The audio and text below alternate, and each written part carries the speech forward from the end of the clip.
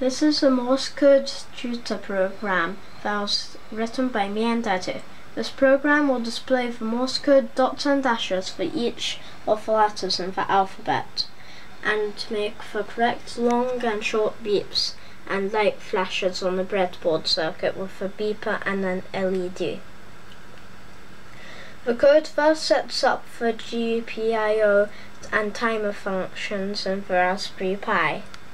The code then tells the GPIO to communicate with a circuit board and not display any error warnings. The code then activates the pin GPIO 17 on the Raspberry Pi that is connected to the circuit board.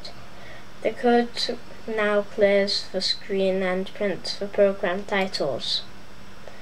This is followed by the series of codes for each letter of the alphabet that displays the relevant dots and dashes on the screen for that letter, and switches the beeper and LED on or off on the circuit board.